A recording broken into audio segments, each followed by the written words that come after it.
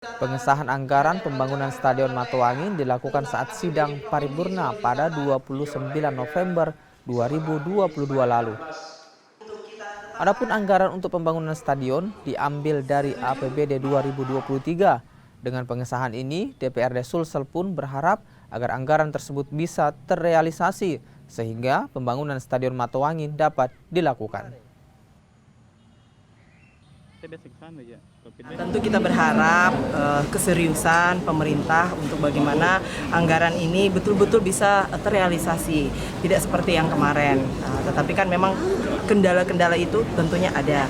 Tetapi bagaimana ke depan ini kendala itu bisa terselesaikan juga, dan akhirnya adalah yang kemudian terlihat bahwa pemerintah dan tentunya juga kami itu serius dalam pembangunan Stadion Matoangin yang tentunya ini yang diharapkan oleh masyarakat Sulawesi Selatan dan terkhusus supporter.